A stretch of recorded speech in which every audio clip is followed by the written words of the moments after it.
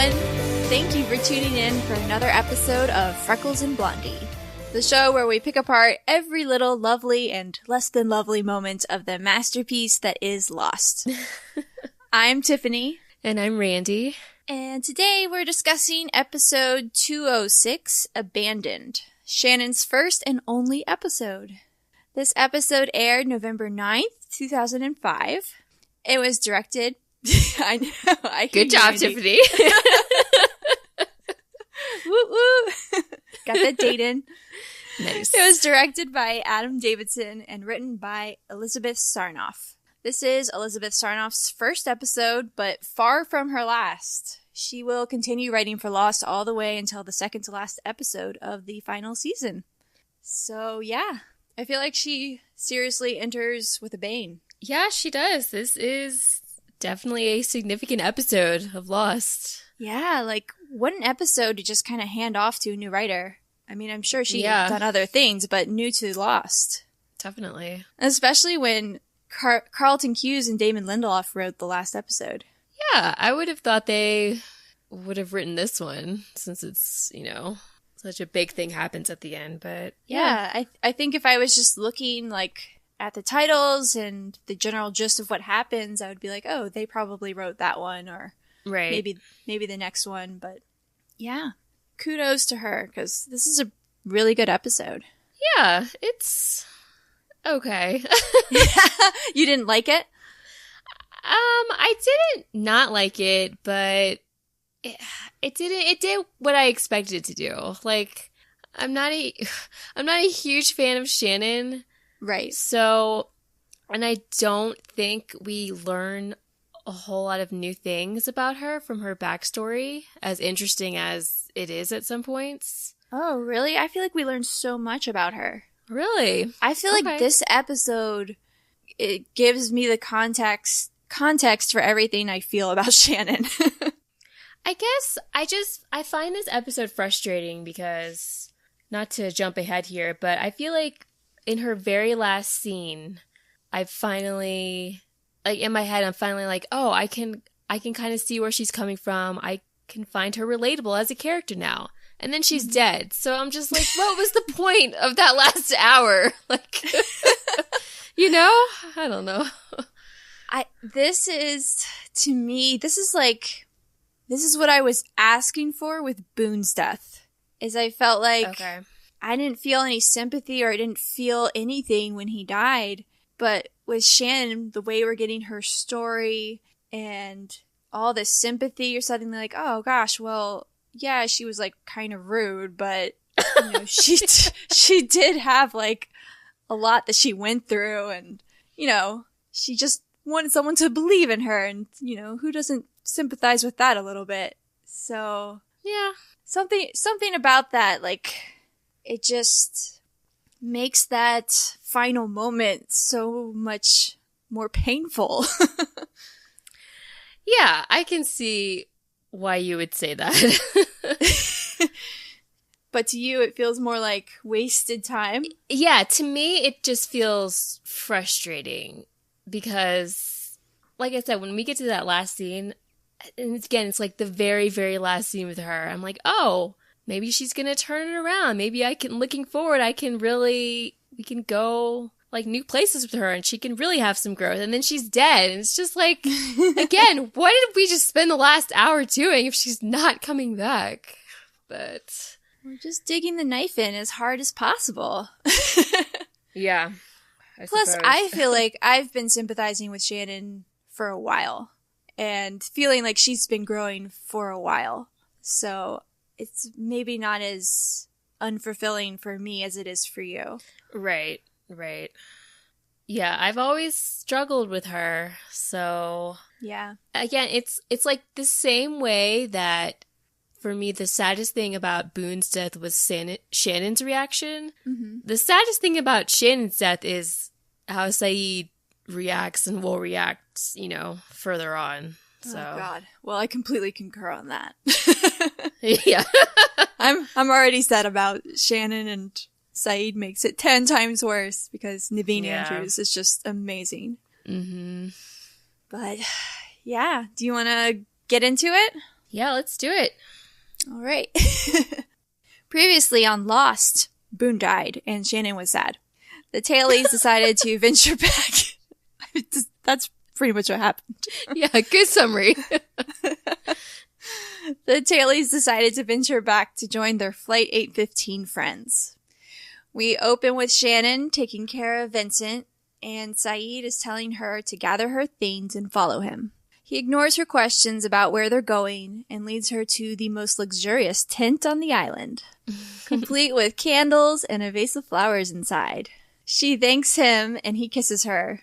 The kissing is broken up, though, when Shannon feels Saeed's gun, which is not a euphemism. She asks if he needs that all the time, and he says that he carries it because he has someone he needs to protect. All you needed to say, buddy. The kissing continues. This scene is so adorable. Yeah, I mean, it's fine. You're still really not sold on them. No, I'm really not. And I don't want to drag them down. Like, if Shannon and Saeed are your favorite couple, that is great. I'm sure you enjoyed this scene so much, but I'm just still kind of over it. Are you over it because you know that Shannon is about to die, or you just are not feeling them as a couple in this moment? Yeah, I just don't feel their chemistry. Like, it feels so overly sweet to me. Like, when Saeed says, I only carry my gun because I have someone to protect. It's like, okay. It's cheesy. Yeah. But again, like, if this was another couple on the island that I was really into, I would probably love it. So yeah. If Jen said this to Sun, we'd be like, ha. Exactly. So, it's just personal. I don't hate them. I just don't. Yeah. I'm not into it. Right. I'm totally into it. Yeah. I love it. I think it's good. So sweet. Yeah. I just love that Saeed noticed her. She just needed that. And I love that this guy is busy. He's doing a lot of stuff on the island, but he noticed Shannon and he was drawn to her. And I just enjoy them and their bettering of each other. Though you could definitely say what I know you're going to say, that Saeed made Shannon better, not the reverse. Yeah. But yeah, I can appreciate the effort Saeed makes. I mean, he's definitely a good guy. Yeah, he seems like he's quite the romantic. Yeah. This is his second romantic setup for her, because he did this sort of on the beach with her when Boone died. Yeah, maybe he should have taken the hint and realized that these romantic setups lead to bad things. Wow, Saeed is slowly killing these people. Saeed, just don't be so romantic and caring. It's not working. We're gonna kill his entire family soon enough. Yeah. Aw, poor Saeed. Yeah, I think part of this also, like, while I definitely think we're making Shannon sympathetic so that her loss is just even more devastating, I feel like we're also building Saeed up in his feelings so that we understand why he's going to be the way he is after this, which I shouldn't talk about, but we're laying really good groundwork. That's a good point. I didn't think about that. But yeah, the only other thing that I was going to say about Saeed and Shannon is what I don't like is that we've been kind of ignoring their relationship for like the last 10 episodes. So, yeah, like, I feel like in season 1, they were really good at sort of dropping it in here and there. We just see a scene where they're sitting together. Like, it was clear that they were spending lots of time together. Mm-hmm. But ever since Boone died, we haven't done very much of that. We had the episode where she went after Locke, and then after that, there was hardly any Shannon and Saeed stuff at all. Yeah, well, I mean, to me, it kind of felt like after Boone died, they took, like, a significant break from each other. Yeah. Because, you know? Yeah, because Saeed stopped her from killing Locke. Right. And so she was angry with him, and we talked about how, that cost Saeed something. But then we never really saw that play out, because now here they are and everything seems fine. Yeah, to me, this kind of feels like a restarting of their relationship. Yeah. Like, I get the feeling they haven't been spending too much time with each other lately, but... Yeah, you're definitely right. I think it just would have been nice to see, like, how he or how they earned each other back, you know? Yeah, that's fair. Back with our tailies, Cindy wants to keep moving. The others may find them. Ana Lucia says no, to let everyone rest a little longer. But Sawyer says she's just lost, and that's why she doesn't want to keep moving. Sawyer says they should just wait for Echo to come back and guide them. And Ana Lucia says this all happened because Michael ran off. Sawyer says Michael only cares about himself and Walt, just as Michael reappears. Sawyer looks a little ashamed, but I don't know why, because he's totally right. Wow. Echo says they need to move. The others are close, and he just saw them. Libby asks if he saw the kids, but we move on quickly from that question as the group starts walking again. So yeah, Michael is back. Yep. This surprised me. I always forget he even comes back. Yeah, I guess it does happen really quickly. It just feels kind of like his whole, I don't know, subplot last episode was kind of wasted. Yeah, I mean, I guess he just realized the smart thing to do was to come back. He was never going to find Walt by himself. Yeah, I would have liked to know, like, what changed his mind. Because he was so, like, dead set on it. And I don't feel like we got any change in that last episode, did we? No, I mean, I feel like it was Jin that really convinced him to come back. But, I mean, yeah, you're right. They definitely could have gone more into that and what he was thinking. Yeah, maybe I'm just not remembering. It's been a whole week. Yeah, I know. Saeed and Shannon are cuddling up in Shannon's new fancy tent. She asks Saeed if this means that they're serious now, but Saeed says he does this for all the girls he meets on deserted islands. He gets up to get her some water, and she smiles as he leaves. Not 2 seconds later, though, the candles blow out, and suddenly Walt is standing in front of her, covered in water and muttering nonsense. She screams as we cut to credits. This is scary when Walt appears out of nowhere. It's super creepy. Poor Shannon. This is the second time she's had to deal with this. I know. Can I also say kudos to Maggie Grace for giving herself some real serious bedhead in this scene? Oh, you're right. I didn't even notice that. Really? I find it so distracting, but like in a good way, because I'm like, wow, they clearly had a really good time. Yeah. Oh, that's funny. I always notice it. I think because she always looks so perfect.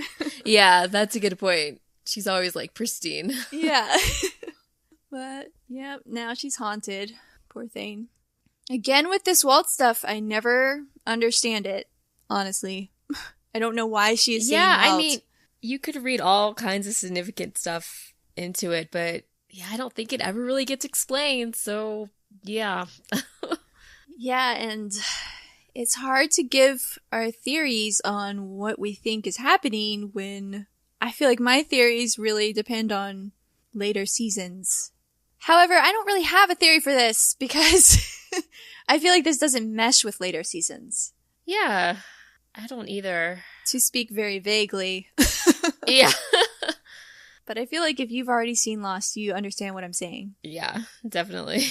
I do like that he's always covered in water. I think that's really interesting. Yeah, that's a good detail. It's just one of those weird island things, I guess. Yep. We cut back, and Shannon is telling Saeed what happened, and he thinks it must have been a dream. She says no, she saw Walt. When Charlie asks what's going on, Saeed says Shannon just had a dream. Shannon looks hurt and walks off. Claire approaches, baby in arms, asking if everything's okay. But Charlie is upset to realize that Claire woke Aaron to come see what was going on. Claire says it sounded like Shannon needed help, and Charlie is concerned that now Aaron will be completely thrown off his sleeping schedule. He takes the baby, kisses him, and Claire looks on a little skeptically. Oh, Charlie. Charlie would be a great dad. Yeah, he really would. He seems so concerned. And I completely understand Claire's feeling of, dude, you're not this kid's dad, you're not my boyfriend. Like, I get all that, but it is kind of sweet. Yeah, I mean, yeah, Charlie isn't Aaron's father, but he does kind of have a point in this scene. Like when he tells Claire, you heard screams, so you woke up the baby and came running toward the screams. Like, maybe not the best idea, but... Right. Yeah. But at the same time, like, if you really do think your friend needs you, you would do that. I mean, plenty of crazy stuff happens on this island. Yeah, that's true. I don't know, it's hard. I mean, she certainly wouldn't just leave the baby there alone, not after the last time. No, I mean, she probably should have just let someone else check it out and report back to her, but I can see why she went over there. Probably best course of action would have been to wake someone up and bring them with her, but... Yeah. Whatever. Yeah. They both have points. Mm-hmm. And I like this moment with Shannon where you can just tell, like, as soon as Saeed says it was a dream to Charlie, she shuts off because Saeed doesn't believe her. Yeah, I feel bad for Shannon. It's just the story of her life. Yeah. I mean, you can't really blame Saeed for not believing her, but... No. Yeah. Definitely tough situation. Shannon has packed up her stuff. Saeed tells her to wait, but she asks if he believes her, and when he doesn't answer, she shakes her head and continues walking, saying she knows what she saw. In a flashback, Shannon is teaching ballet to a group of tiny little ballerinas. She's very sweet and jokes with her fellow teacher, but then she gets a phone call saying that her father's been in an accident. At the hospital, the doctor tells Shannon and her stepmother that her father has died. Shannon begins to cry as we cut away. So I feel like we learned so much about Shannon in about 2 minutes here. Really? Like what? Like, first of all, how, like, sweet she is to these kids when she's teaching them. That she teaches ballet. I didn't know that. That her father died tragically and suddenly when she was really young. I mean, that's a lot of info. It's more than we've ever learned about Sun. Yeah, I mean, I guess I just don't really feel like we learn more about her character. But, I mean, yeah, that is a lot of new information that we didn't have previously. I mean, I think we do, because I feel like we learn that she is not the snarky person that we met when we first... that we first met. Words are hard. Because she's just so nice to these kids, and that one kid is like, did my daddy see me? And she sees that her daddy clearly did not see her, and she's like, yeah, he saw you, and she's like all uplifting, you know? It's not the Shannon that I'd expect.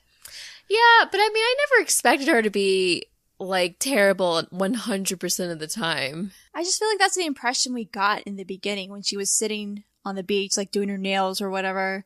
And so I could see, like, so take that, Shannon, and do a flashback, and I feel like she would be teaching this class and looking at her watch, like, when is this over? Mm-hmm. Like, she just didn't care, you know? But here I feel like she cares. Yeah, it's true.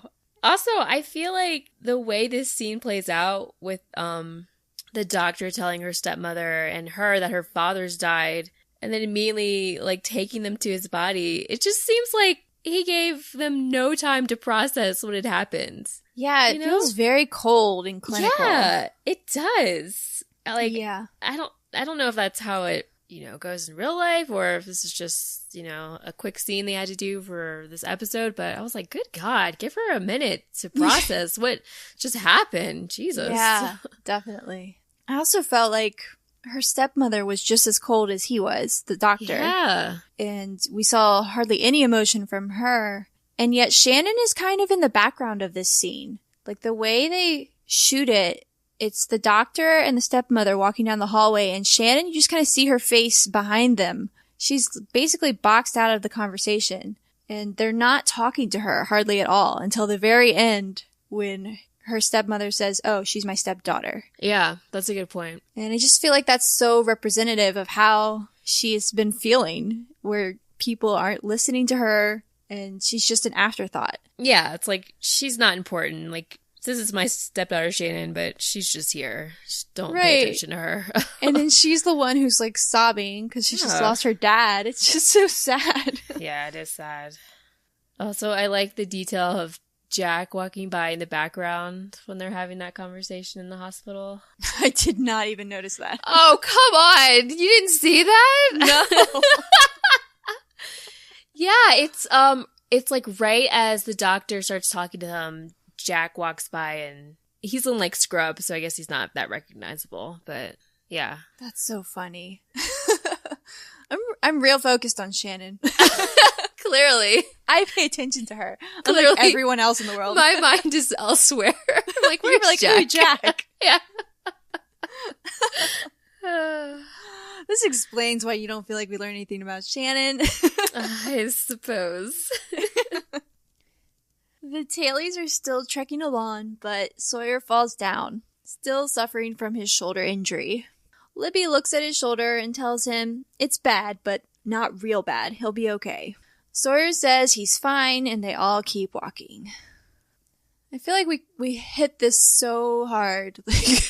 What? Like, we just are like, Sawyer is clearly not fine. Clearly not fine, you know? Like, I just, at some point, I was like, we get it. He's not fine, you know? Yeah, he hasn't been fine since episode 1 of season 2, so yeah. Also, I like how, I think it's in this scene that we find out Libby was a clinical psychologist, which ties to what you were saying last week about how she was so perceptive about one of the characters. I think it was Michael? It was Sawyer. Oh, yeah, that's right. It was Sawyer. Yeah, she said she'd never seen someone so scared. Yeah. So I forgot that was her occupation off the island. So when she said that, I was like, oh, that makes a lot of sense. Yeah. Yep. It's a really good detail to have her say things like that. Rose and Hurley are hanging laundry, despite there being a dryer in the hatch, because Rose doesn't like the hatch. She says, who needs a dryer when you have sun and fresh air? Shannon approaches and asks where Michael and Walt's clothes are. She leaves again when they say they're at their tent, which she probably should have just checked the tent. Yeah. And Rose says it can't be easy to lose the one person you love on the island. Shannon finds a shirt of Walt's and lets Vincent smell it, telling him to go find Walt. The two go running into the jungle together, but Vincent leads her to Boone's grave instead. I like Rose and Hurley, completely anti-Hatch. Yeah, I'm team anti-Hatch as well, so I feel you, Rose. Yeah, I feel like that would work out and you could hang out and do some laundry. Yeah, absolutely. Seems to be having a good time. There's never any sort of issues with Rose. Yeah. But yeah, what do you think of Shannon's plan to get Vincent the Bloodhound to find Walt? I mean, it would be great if he actually was a bloodhound, but as Saeed points out later, he's not. So, I mean, I guess she's just really desperate now to, have people start believing her. So, yeah, I don't know if it's the best plan, but I think it's nice that she wants to do it so badly. I mean, she feels like nobody believes her. Yeah. Walt's in danger, so I have to go do it myself. So I'm glad that she does it. Yeah, it's dangerous, but yeah, I'm glad she sticks to her convictions and decides to try. Right. But that Vincent, he is cruel, taking her to Boone's grave. Mm-hmm. Not cool, Vincent. Yeah, what is up with that? Aaron is crying because Charlie was right. You just cannot mess with a baby's sleep. Locke asks what's wrong, and Claire says that he won't sleep. Locke pulls out some wicked dad skills and swaddles the baby up. He tells Claire that babies like to feel constricted. It's only when we're older that we desire to be free. Aaron stops crying, and Claire says everyone knows more about her baby than she does. She says even Charlie was right last night. She shouldn't have woken him. Locke laughs when Claire says she doesn't remember marrying Charlie. They're practically strangers, and for all she knows, he could be some religious freak. She tells Locke he carries around a Virgin Mary statue, and all the alarm bells go off. I know I've said it before, but all this stuff that they're doing with him, and they're setting it up so early. Like, I didn't remember them doing all this stuff with Charlie this early. Mm-hmm. I hate it. I hate it so much. Yeah, they have been very meticulously laying the groundwork for Charlie's future. Yeah. And it started in season 1 when he picked up that statue. And he's just been kind of holding it ever since then. Yeah, and I I mean, I wrote some things about the scene we get with Charlie and Locke later, but I don't know. I'll just save it for then. But I don't like any of this at all, so I don't know what else to say. Well, I like Claire's storyline in this episode. I like that she feels what every new mom feels, where she just feels like she's not good enough and she's not doing it right, and everyone else has a better idea. Like, that's just such a natural, normal thing, and I just like that we're giving Claire some time to just be a human. Yeah, it's nice. And Locke, of course, I love him. Yeah, of course he's a baby expert. Like, no surprise there. God. He knows everything about human nature. He knows everything about everything, I guess. Oh, Locke. He's a boss. Dude, he really needed a family. He has so many skills he should have been passing on to future generations. Yeah, that's definitely true. In a flashback, Shannon is at her father's wake. Boone is there, and he consoles her with booze from the teacups in Shannon's childhood bedroom. We learn that Shannon is 18, and the two toast to Shannon's father. Boone wants her to visit him in New York, and Shannon says she's hoping that she'll get an internship with a dance company there. She says it's a 1 in 3,000 chance, but with hope in her eyes, she says she might get it. Boone agrees. He asks how Shannon is getting along with his mother, but she says that she still hates her, that she has always resented Shannon and her father's close relationship. And this is just like evil stepmother 101 stuff, right? Yeah. Why on earth would you ever feel this way about your partner's child? I just don't get it. Yeah, because people are evil.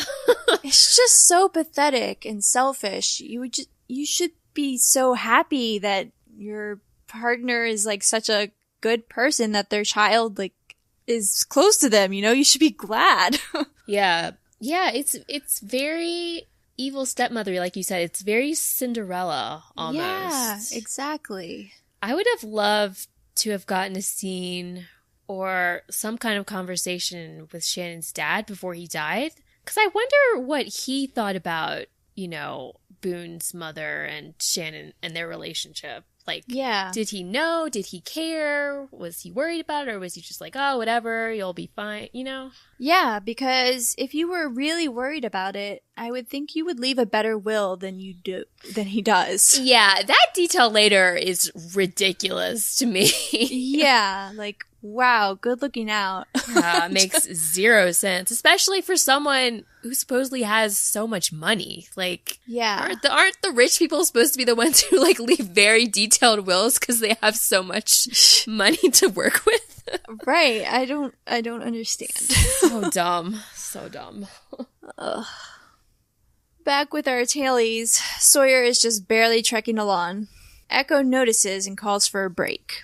He tells Ana Lucia they need to go through the jungle instead of following the perimeter. She knows he just wants to get Sawyer back faster. She asks why he would risk all their lives just to help him. Echo says it's the only way he knows. And she says she liked him better when he wasn't talking. All right. Calm down, Ana Lucia. Like, it's not Sawyer's fault. He got shot. Jesus. She is so angry that he is injured.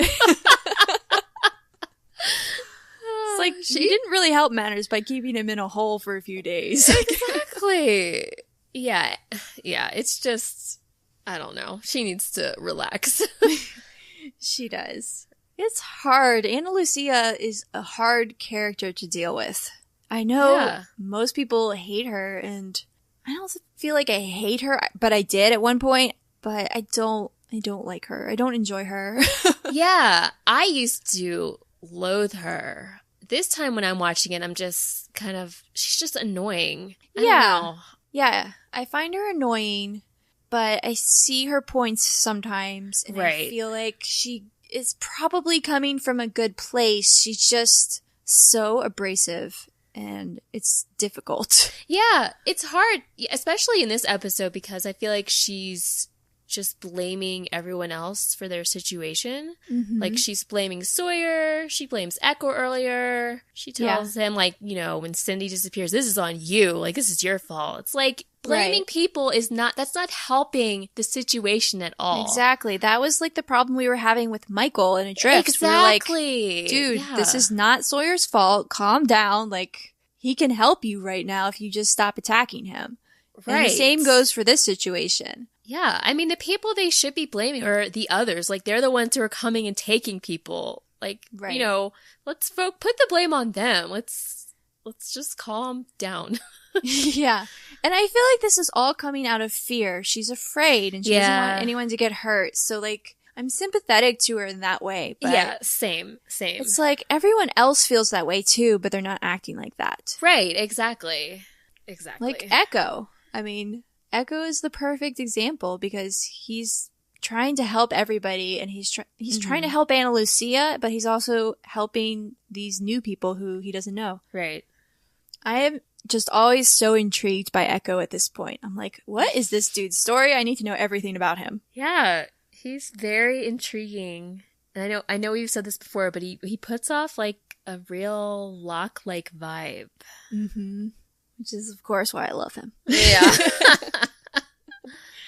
There's something about that, like, steady confidence that they both have, you know? Yeah. Or it's just, he's such a contrasting figure because he's so polite and, you know, nice. And then he's also massive and could pretty much, seems like he could beat the shit out of anyone on this island. Right. So.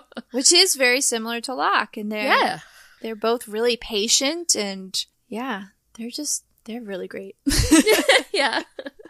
As you know. Claire brings Aaron to Locke, saying she can't believe that he's still sleeping. She asks if he wants to hold him. He says no at first, but Claire insists and hands the baby over. Locke smiles and compliments Aaron's smell. Charlie appears and says that he was going to take Aaron so that Claire could have her walk. It's a little awkward as Claire tells Charlie about her new swaddling skills that Grandpa Locke taught her. But Charlie's not so psyched. Locke can tell, and he hands the baby to Charlie, saying he has to get going anyway. There's so much weirdness between them now. I don't like it. Yeah, I don't like it either. I'm remembering why I feel like I don't like Charlie. I like him in season 1, but I am remembering all the things that I don't like about him. Because this is so petty. It's just petty jealousy. And, like, I don't know what he's thinking. That Claire needs to depend solely on him. It's weird. Yeah. I mean, I wrote all this stuff down later, but to me, it feels like season 1 Charlie and season 2 Charlie are completely different characters. Yeah. Like, I don't understand where all this is coming from. Like, in this episode especially, he seems so arrogant. Like, it doesn't make sense. Like, for all his faults, and he does have them, you know, we've said in the past, like, Charlie can be very immature, but he was never arrogant with Claire or anyone on the island. So, right. It's part of the reason why I detest his storyline in season 2 so much, because I feel like they changed his character in ways that just don't make sense to me at all. Yeah, I completely agree, actually. I hadn't thought about it like that before, but I think you're totally right. He's not the lovable goofball that he was in season 1. No. I feel like sometimes he is, maybe with Hurley. No, like in our last episode with Hurley, we felt like Charlie kept yelling at Hurley. Right. He hasn't been normal Charlie. And I mean, is he on drugs at this point? No, I don't think so. I didn't think so either. I thought he was just carrying the statue around. Yeah. But he hasn't, like, broken into it. Yeah. I mean, that's what whenever I watch scenes, I'm like, well, he hasn't actually done anything yet. Like, he hasn't taken the drugs yet. But I wish he had, so that then I could say, well, it's because he's on drugs that he's acting so crazy. Right. That would make sense. This doesn't make any sense to me. No, I don't get it. Especially because Locke was the one who helped him so much, and Charlie was completely Team Locke. Right. Yeah, they had that great episode in the mod. Yeah, you're right. He was completely Team Locke because he tells Jack, like, yeah, if there was anyone on this island who I would put my complete faith and trust in, it would be John Locke. Yeah. Oh, I would love to talk to the writer who came up with his storyline for this season. Like, I know. Ask them what they were thinking. Why? Ugh. This whole, like, little sub-story with Charlie and Locke and Claire, it almost feels like a rehashing of Michael and Walt and Locke.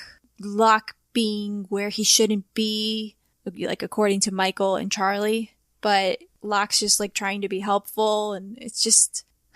It's so weird. You're right. I didn't think about that comparison, but yeah, it's very, very similar. And the worst part here is that Claire is psyched. Like, she is happy that she found a way to make Aaron happy. She's like, look, I know how to swaddle now. And Charlie's like not happy at all. And it's just because Claire like learned a new skill and somebody else taught her something and it wasn't him. Right. Yeah, it's like we said, it's this petty jealousy that, in my opinion, is not in character with the Charlie we had in the first season. Yeah, no, I don't think so. God, I'm already tired of talking about this, and it's going to go on for so many more episodes. Yep, get ready, y'all. Yeah. It's painful. It hurts me. It hurts me too, because Dominic Monaghan is wonderful, and I know. It's such a waste of the things he is great at. It really is. The tailies continue through the jungle, and Ana Lucia is mad that people are talking. She doesn't want them to all get killed. Michael has had it, though. He asks what happened to them. So Ana Lucia tells him that the others came the first night they were on the island, and they took 3 people. 2 weeks later, they took 9 more. She says they're smart, they're animals, and they could be anywhere at any time. Michael reminds her that they took his son, and she says they took a lot of things. Oh, I shouldn't be laughing. Like, did you forget maybe? Yeah. What happened to Walt? It's been 5 minutes since it was mentioned, so yeah. God.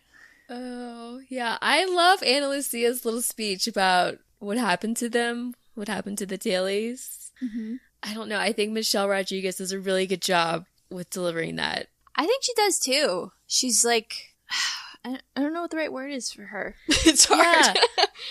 She's very confident and yet afraid at the same time. Right. It's like, I would have expected her to kind of yell, like scream this to Michael and be like, let me tell you what happened, blah, blah, blah. But she does it in like such a calm, precise like way that makes it almost more scary. Yeah. It's really good. Yeah, I think if she had yelled it, it would have been too much. Yeah. Like, this is just perfect. Yeah, definitely. Yeah, any issues I have with Ana Lucia are never Michelle Rodriguez's fault. No. She does a really good job. Yeah, I think so too. There's even like, I see her in the background when like Sawyer falls down or Sawyer's stumbling along and she just looks so annoyed and I'm just like, she'll like toss her hands up in the air like, oh my God. Yeah, so, I mean, she's doing a great job with this character.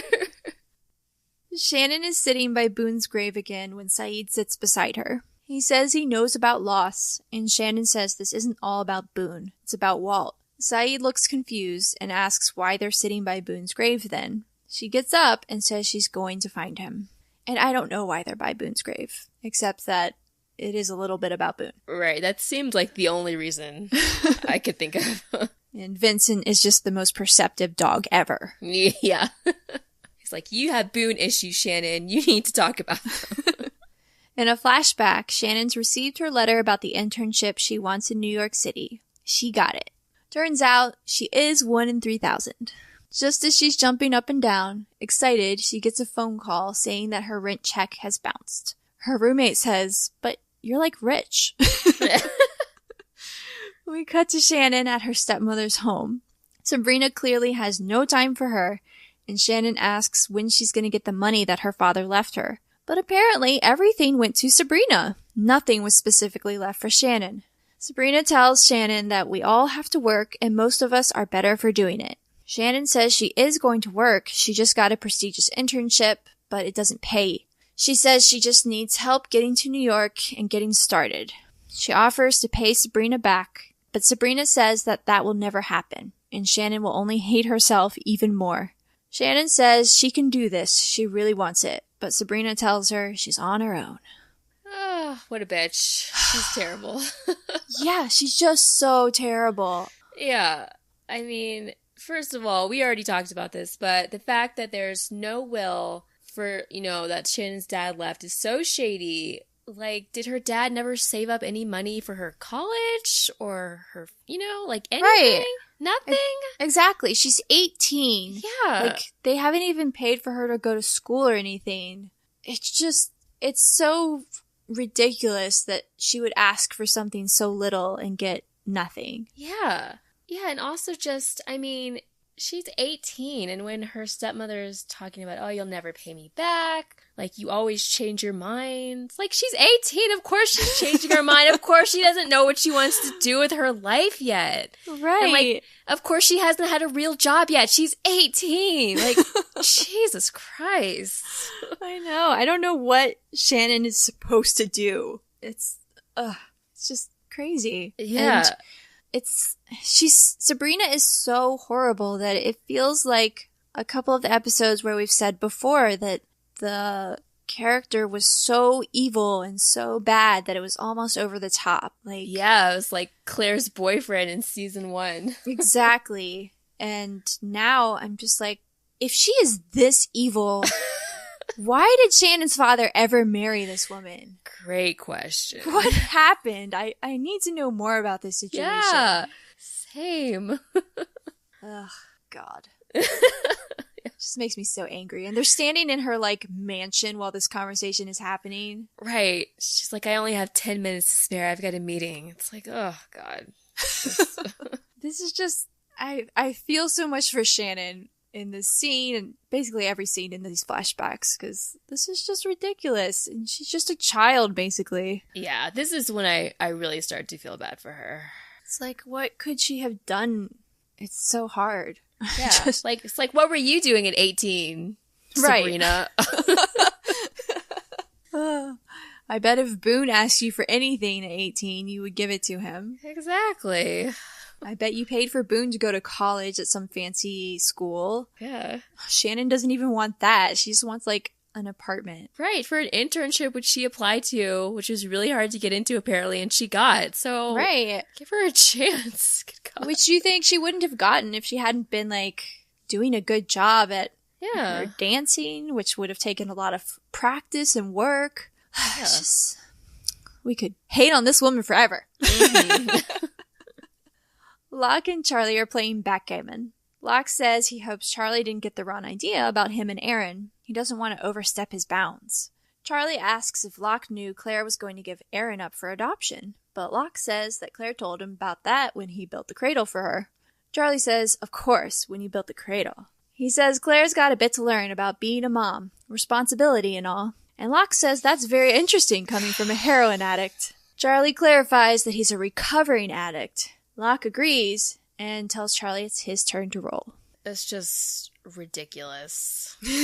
More of the same. Yeah, it is more of the same. We've already said it, but I feel like Charlie in season 1 would never say this about Claire. Like, Charlie doesn't know anything about being a parent. Exactly. And it's just so demeaning to Claire. Right. Who has been doing a pretty great job so far. Yeah. Just when I think about all the scenes between Charlie and Claire in season 1, where they talked about, how scared she was. And I mean, Charlie was there when she gave birth to the baby. Like, I just can't. These two versions of Charlie just don't belong together. I don't know where this is coming from. I don't understand. Yeah, there's no catalyst for this, and that's the problem. Like, if this was motivated by something real, then that would be something different. We would understand, and I wouldn't agree with this, but I'd at least know where he's coming from. This just is so out of the blue, and I mean, I guess it's not out of the blue because we've been saying this all season, but it just feels inconsistent, like you're saying. Yeah, it really does. He's just being so selfish. That's the whole problem. He's being completely selfish, and he's willing to put Claire down just to raise himself up a little bit. Right. Which, again, that was never... I mean, Charlie he was never selfish when it came to Claire. He's Right. never been selfish when it came to her.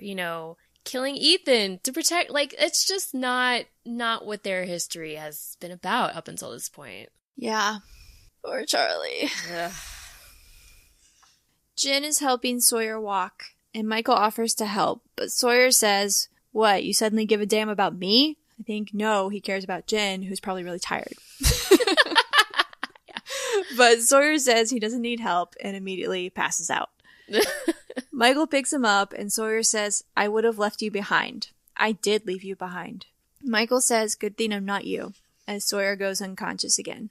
The rest of the group stops to bring Sawyer water. Ana Lucia is frustrated and says that they have to keep moving. Libby wants them to rest, but Ana Lucia says no. Michael asks Echo and Bernard if they'll help him make a stretcher, and they agree.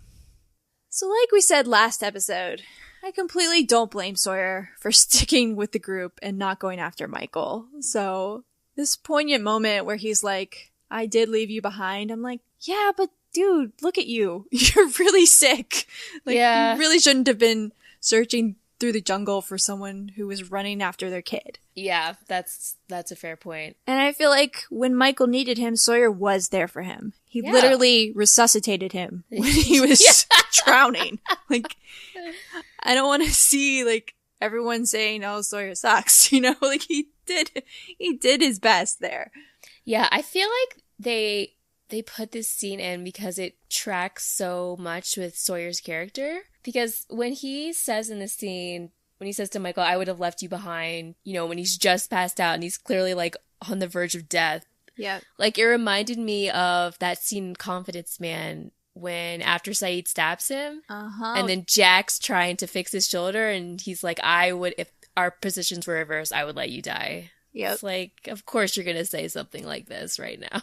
Yeah, he's just goading people into letting him die. Yeah. That's what he just keeps doing. God, Sawyer. Sawyer, you're such a mess. You feel so bad for him. Yeah, he's pretty pathetic in this episode. I just think in that episode in Confidence Man, we don't know him well enough to really know where that might be coming from. In this one, we know that he helps Michael when he needs to help Michael. But Michael doesn't know that. Michael takes Sawyer at his word, and he's like, yeah, well, good thing I'm not you. Yeah. Yeah, and again, in Confidence Man, in, my opinion, he spent that whole episode bringing that situation down to himself by lying to everyone. Mm-hmm. And this one, I've already said, it's not his fault he got shot. He was trying to protect, everyone on the raft, so it's hard. Yeah. It's only hard because Michael still kind of treats him like this is his fault. Yeah. But, at least Michael is doing his best to help him now. So I guess I shouldn't go too hard on Michael because he is doing things to help Sawyer, building him the stretcher. Right. Also, I don't know if it's in this scene, but I guess it is. When Ana Lucia is she's just being so cold-hearted about everything. Yeah. And she's like, we should leave him behind. Yeah. We're just gonna leave him there to die. Yeah. How does she think it would look if Ana Lucia and her group of tailies shows up at the other camp without Michael, Jen, or Sawyer's? Hey, we left them behind. Sawyer was dying, but where's our welcome into your camp? I know. For that reason alone, she should be yes, let's build him a stretcher. That's very true.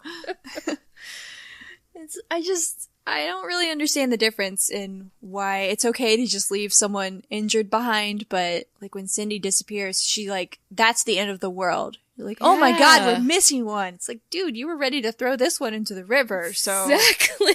Don't act like you're super concerned about all these people. Yeah, good point. Saeed is following Shannon through the jungle, telling her how bananas her dog hunting method is. Shannon tells him that Walt is not on the raft. She tells him about the message bottle that she found with Claire. She says she knows Walt is out here somewhere and that he's all alone. So more of the same, but yeah, I still just love her determination to help Walt when everyone else just thinks she's crazy. Yeah, I guess the only reason I don't like it is because I know it's coming. I'm like, girl, it's so dangerous. Don't do it. I know. Sawyer's in a pretty awesomely crafted stretcher. I don't know where they found all these vines so quickly, but good job, guys. Yeah, I was wondering the same thing. I'm like, wow, that's an awesome stretcher that you built in 2 seconds. Of course, they've come to a massive wall that needs climbing, and they manage to struggle through and carry him up anyway. Suddenly, Ana Lucia notices that Cindy is missing. She says she's going after her. She blames Echo, saying this was because of his decision to go through the jungle. Suddenly, everyone seems to hear voices. Ana Lucia pulls the gun and tells everyone to run. And is this the first time where everyone hears it? I feel like it's always like somebody by themselves. Yeah, I think you're right. The whole group hears it, yeah. And then like Shannon and Saeed are both going to hear it soon too. Yeah, I get chills whenever I watch this scene. Like when those whispers start, it's like, oh no, this is going to be bad. Did you have a theory when you first watched on what the whispers were? No, I just thought they were the others. Right. Yeah. I don't know how that would work or why they would be whispering. I just thought that was part of their weird mystical thing or something. Yeah. I mean, I probably felt the same way. I don't really remember questioning it very much. Me either. I do remember whenever I watch this scene, I'm always like, how did Cindy disappear so fast? The others, they're so good. Like, I mean, 1 second she's there and the next second, without a noise, like she's just gone. It's crazy. Yeah, it is. And I guess they were like distracted as they climbed the wall, but yeah, I don't know. I have things to say about the others in the future, but I can't talk about it now. Yeah. Because honestly, I don't really get how they do any of this stuff. Yeah, that's a fair point. It always kind of bugs me. Yeah. On the first watch through, though, it's very, very exciting. It is. In a flashback, Shannon is packing her stuff up when Boone appears. He says his mom wouldn't give him the money that he asked for, and Shannon asks if she can just crash with him in New York till she gets on her feet. But Boone says his mom offered him a really good job, so he's leaving New York.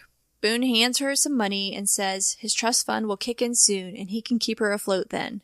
Shannon says thanks, but she'll figure out a way to make her own money. She asks if he believes that she can do it. When he doesn't answer, she shoves the money back at him and tells him she doesn't want his money. Boone leaves. Oh, this scene it's sad. I mean, Boone was just trying to help, you know? Yeah, but... Okay. I feel like he doesn't try that hard. Like, yeah. I guess I get taking the good job. You know, like, I guess you can't pass up an opportunity. I was just thinking, there's one part in this scene where Boone's like, you know, just my trust fund kicks in at the end of the month. Like, just take this money from now. And, like, Shannon just refuses. It's like, girl, you obviously need help. Like, your stepmother's awful. Just take the money. Take what help he can offer you right now. I know. I want her to take it. Yeah. And then I also kind of admire her for not doing it. Yeah. Because I get how she feels when, you know, Boone comes in and everything has been handed to him. Mm-hmm. He's got this awesome new job. He's been living in New York, doing God knows what for the last few years. Mm-hmm. And he's got all this money he can hand her now. He's got a trust fund that's about to kick in. He's got everything. And she has nothing. And all she wants is that belief that she can do it. And he can't give her the one thing that she needs. Right. Yeah, that's fair. I mean, I guess when I watch this, I mean, obviously I feel bad for Shannon. And I admire her for sticking to her guns or whatever. But, like, I don't really blame Boone too much either. Because, like, if this is a good job that his mom's offering him, you know, I'm assuming Boone's not doing anything significant in New York, so... Yeah, I think Boone does want to help her. Yeah. And I don't think he realizes that it was more, like, his confidence in her that she needed than the money. Right. Like, I don't think he did that on purpose, but it's just such a good contrast to Boone's episode where Shannon is asking him for money. And we realize, like, how far she has fallen from then. Because it's not like she used to be that way. She just, too long, I guess, was suffering and became that person who just needed it. Yeah. It's such a waste. I mean, Shannon is obviously very smart. Yeah. She could have done, so many things. It's such a waste that she dies. Like, this is so... I know. It's so sad. Yeah. And it's a waste that, like, I just want her to take the money. Yeah. Glad she didn't, but I want her to do it. Me too. Actually, maybe I'm not glad because it did not work out for her. Yeah. Yay for principles, but it didn't work out. Yeah. Back on the island, it's raining. It's raining, you guys. That is never good. Bad things are coming. Shannon is running through the jungle with Saeed on her heels. She falls and she says, "Don't help me up." He wants to go back. Shannon asks why he doesn't believe in her. She says she needs him to believe in her. No one ever does. Everyone just thinks she's a joke, that she's worthless. Saeed says she's not worthless. She says he may say that, but he'll just leave her. As soon as they get off the island, he'll go. Saeed tells her that he'll never leave her. He loves her and he believes her. She hugs him, and then they both hear the whispering. They both see Walt with a finger to his lips, saying, "Shh." Shannon screams and runs after him. Saeed chases her, but he trips. We hear a gunshot that freezes Saeed in his steps. And when we find Shannon, she's bleeding from her abdomen. Saeed holds her close and looks up to see Ana Lucia pointing the gun, and everyone else looking real devastated. This is such a game changer. Yes. Oh, this is the most powerful ending to an episode so far to me. Yeah, I might agree with you. I remember the first time I watched this, because this is the first time that a main character has died when it's their flashback episode. So up until this point, I had always just assumed, if we're diving into this character's backstory this week, they're safe, at least for this week. And this was just like a complete slap in the face to that idea. So yeah. This entire scene is just so good. Yeah. Maggie Grace is just perfect with her delivery on all of this. I just feel so bad for her when she doesn't even want Saeed to help her up when she trips. And she's just like, "Don't help me." Mm-hmm. And I'm just like, oh, poor girl. She finally gets what she wants and dies like 30 seconds later. Exactly. It's such a waste. Like, she's having this huge moment with Saeed. I'm like, oh, no one believes in her. Obviously, her flashbacks has shown what a shitty time she had after her father died. It's like, oh, I could finally start to, like, feels like a real person finally. A real character I can get behind. And then she's dead. It's like, all right. I get that frustration. That's definitely true. God, Ana Lucia, you have messed up big time, girl. You just made the wrong enemy. Like, I understand that they were all very scared. Cindy had just been taken, but I mean, they knew they were close to their camp. Like, that was the whole point. That's where you're going. Exactly. Be more careful. Make sure you know who you're shooting before you shoot them. Ugh. It's just a mess. Do you think the others run around wearing bright pink? Exactly. Come on. It's just... That's all that can be said about this. Yeah. It's really painful. It is. And also, I can't help but think, because I feel like right before she gets shot, Saeed tells her that he loves her for the first time, I'm guessing. Yeah. And I'm just like, but do you, Saeed? Do you really love her? I think if we'd seen more time with them, this would feel more appropriate. Yeah. And it's not just that. It's like, I always think about Nadia with him, because that's why he was going to LA from Australia. He got the information from the CIA or whatever, and he was finally going to find her after spending, 6-7 years looking for her? Yeah. I'm like, but what about Nadia, Saeed? I know. Yeah, I get that. I believe him because I have no reason to not believe Saeed. Yeah. He's just a guy who says the truth, I feel like. he's not manipulative in any way. He wouldn't just say this to pacify her, I don't think.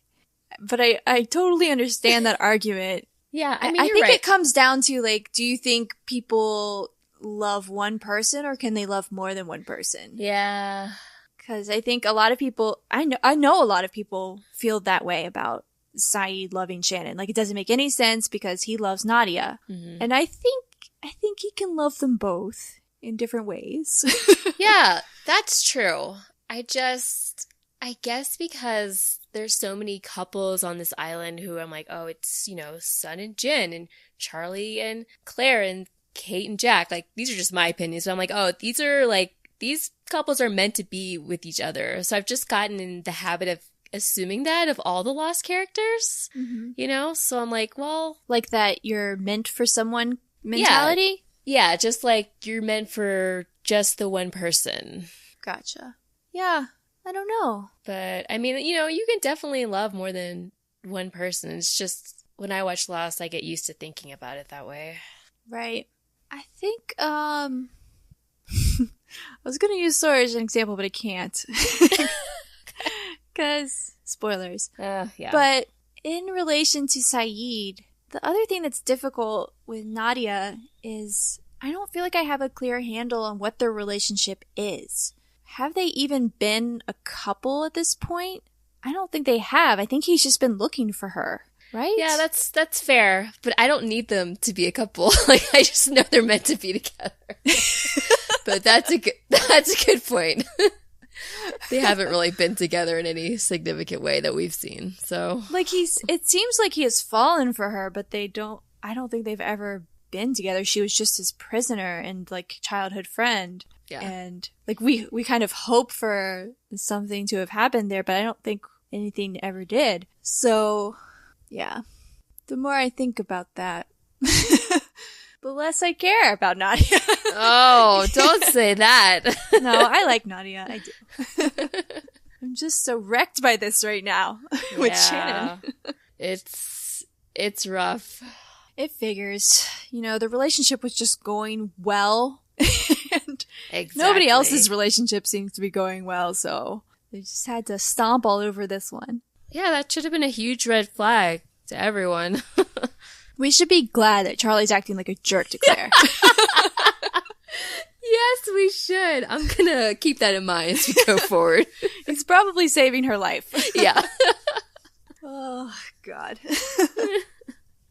Yeah, this episode, I feel like it does everything that it sets out to do, and it's good. I think we're really bothered by Charlie's season long arc. Like, I feel like this episode is no different than the last few ones with him, except maybe even a little more dramatic than usual. Right. But overall, I really like this episode. I feel like this does what I wanted Boone's episode to do, where it feels so painful for something to happen to Shannon, who's not the most popular character. Yeah, it's just, when I think about this episode, I tend to put it higher on the list just because of the ending. Yeah. Which, like I said earlier, was such a game changer, and it's so shocking. But between the stuff with Charlie and then, Shannon's story, which as sad as it is, just feels like a waste to me when I get to the end. It's not one of my favorite episodes. Yeah, I can see that. I don't think it's emotionally a waste. I think it puts you exactly where you want to be for that last moment to be so impactful. Mm-hmm. And I think it kind of reiterates a theme that we've already talked about, where people like Shannon may not be so bad if we didn't expect them to be bad. If we just, like, believed in her goodness a little bit, she could have been good, And I think Saeed was, like, the reason that we got to see the better side of her right before she died. Yeah. Yeah, that's true. But I feel like that's not just her struggle. We see that with a lot of characters. We see that with Sawyer, obviously. Mm-hmm. We see it with Kate, and but yeah, what do you think of it thematically? Ugh. Did anything jump out at you? I felt like there were so many things for me that I couldn't narrow it down. That's funny because I didn't really think of a good one. Like, when I got to the end of this episode, I was kind of like, this episode is kind of what it is. Like, Shannon's story is sad. She finds love on the island and then immediately dies. The end. Like, I couldn't really connect it with anything thematically. I know that's harsh, but she falls in love and she dies. The end. It's just so disappointing. I'm glad you didn't write this show. I know. It would be really sad. Yeah. I was trying to come up with something about, because I do like how Shannon's flashbacks and what's happening on the island really go together, like, really well. I feel like some of the episodes that aren't written quite as well, like, have some gaping holes where that's concerned sometimes. So I was thinking about something about, you know, how, like, you have to be strong enough to believe in yourself, even if no one believes in you. Because that's kind of what Shannon's always wanted from people, is for someone to believe in her. But that is all I came up with. That's all I could pull out of this episode. That's kind of where I landed too, though. Okay. I was really torn with, like, between that and, like, what I said earlier about, you know, people kind of falling into line with your expectations of them versus, you know, your hopes for them. Yeah, I like that. Like, Sawyer's always doing that. He does that in that scene with Michael, where he's just trying to be that hard, bad person that we kind of realize he's not at this point. Mm-hmm. And, you know, Shannon's like that too. But I think I still settled on what you were saying, because it's just so much more important to, like, Shannon's whole story. So, like, I phrased it differently. I said, how do you really help someone? And I said, by believing in them to be the best that they can be, which I know is really cheesy. But I think that's Shannon's story, is she just needed someone to believe that she was capable and that she was not worthless, like she said to Saeed. I mean, she very clearly articulates what she has needed. Right. So it's not like you have to do a super ton of digging to know what she's wanted this whole time. Yeah. But I don't think it's been obvious up to this point that that's what she needed from everyone. I think there were signs, and I feel like I saw that, but I don't think it's really blatant until she says it out loud in this last scene. Right. Which is why it's like, oh, this is great. Character growth. And then she's gone. So, yeah. Yeah. I mean, I still feel like she's been growing this whole time, but I get this feeling. It's a little like you've been dropped off the edge. Yeah. Again, just, obviously, this is all just my opinion. Doesn't mean it's the right opinion, so. Well, that's the same goes for my opinion. Yeah. But yeah, I feel like that theme goes into Charlie's storyline as well, because Locke gave Claire the tools she needed to be a better mom, whereas Charlie was just trying to, like, take over and, like, point out her mistakes, which left Claire feeling all displaced and, like, unworthy. Yeah. But Locke just kind of showed her that she could do this herself, and then she was really proud of, like, her new abilities. She was empowered. Yeah. Oh, that's such a good connection. I didn't even think about that. Like, just Locke believes in her, but Charlie was trying to do everything for her. Yeah. Which is what Boone would always do for Shannon. He would do everything for her, but he wouldn't believe in her. Ugh. You're such, I mean, wow. I'm so glad we're doing this podcast together. You're so much better at themes than I am. You're so much better at appreciating the romantic storylines than I am. Except this one. I know. This is the only one I just can't get on board with. Oh, I like it. But I get your feelings. I do have to say, though, that if Saeed had just told her that he believed her in the beginning, Shannon probably would be alive right now. Why would you say that? Oh, God. Why did he have to run all the way through the jungle and watch her have an emotional breakdown before he said he believed her? Oh, well, that just makes it even worse. Like, Jesus. It's like, well, you better believe her now after you watch her nearly kill herself doing this and then actually kill herself doing this. Yeah. Anyway. Do you have anything more to say on this episode? No, I think I've said it all. Yeah, I think we've said it all too. We can deal with the fallout from all this next week. So that is it for this week, you guys. Thanks as always for your support. If you have questions or comments or things you would like us to discuss, shoot us an email at frecklesandblondie@thelostpodcast.com, or you can call our voicemail line at 464-416-LOST. You can help support the show by rating, reviewing, and subscribing to us on iTunes, or by sending us $1 a month or whatever you can afford through our Patreon page. We are still a mere Starbucks drink away from having monthly Lost watching parties with all our lovely Patreons. So please consider donating and joining in on all of that fun. What episode do you think we should watch first, Randy? Oh, gosh. Confidence Man? No, hell no. Absolutely not. Do No Harm? A non-controversial one, okay? You don't want me to hate on stuff in person with people? Exactly. I don't know if I can go through that again. I don't think I can either. Tune in next week for the other 48 days, where we get our Taili's perspective on life on Lost Island. Ooh, I know can't that wait. will be fun. I love that episode. I'm very excited. I'm glad you're excited, Randy. I am excited for the one after. All right. Fair. That's fair. Maybe I'll like it. I don't know.